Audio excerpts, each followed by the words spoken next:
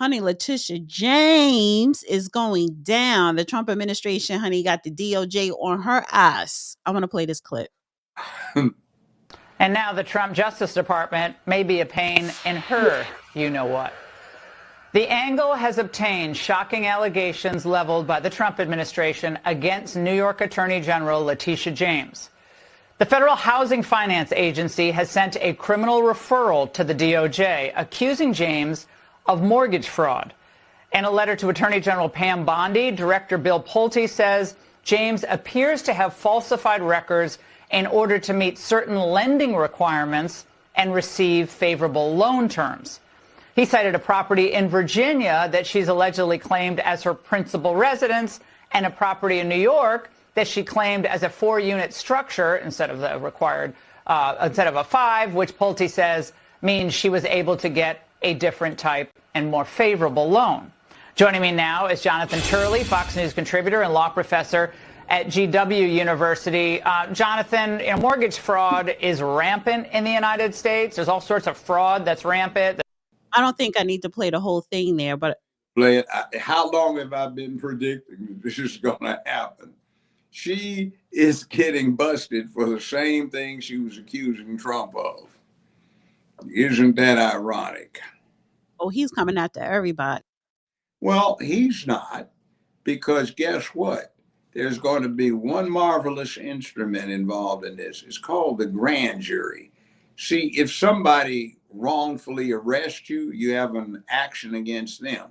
But if your prosecution is based not on that arrest, or there is an intervention in the process from a grand jury, you can't do anything about it in terms of false arrest or anything like that, because the grand jury has absolute immunity and sovereign immunity as an instrument of the state or the federal government. So if a grand jury indicts this woman, then the grand jury interjected itself, so it goes to them, not the party in the Trump administration. So Trump is insulated from it.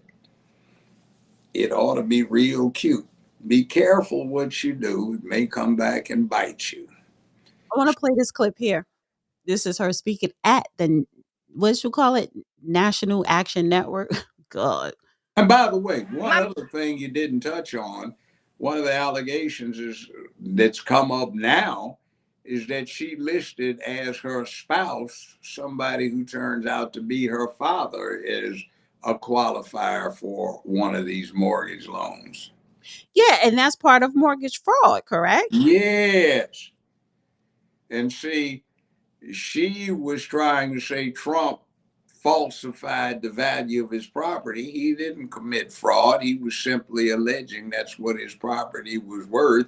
The bank was saying we have an independent means of verifying it.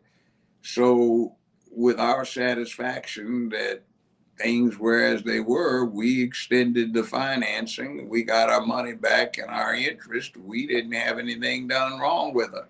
She insisted that he was false in his evaluation. So here we go back to this. Look what you were doing.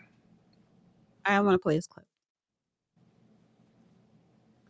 My mission is clear. I'm focused. I'm prepared. I'm ready. I've been trained by the best. I went to Howard University that overturned legal segregation in this country. I've been taught in those classrooms where Thurgood Marshall once taught. I'm not afraid of no president. Donald Trump, we're ready for you. We're coming for you. We're standing up for you. We're fighting on. We're not going down silent. Victory, my friends, is clear.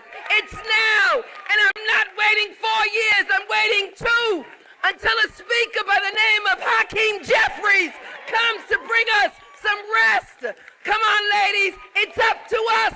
We saved this democracy before. We'll save it now. Let's go.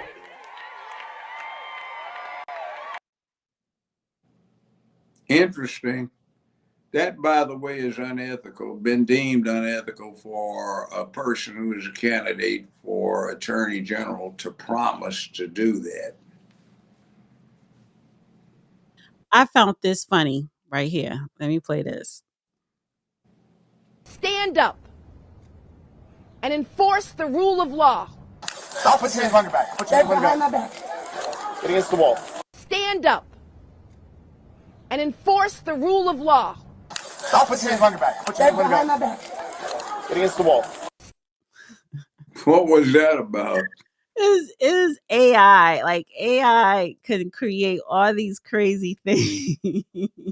It's showing her creating her being arrested. I thought that was cute. Right.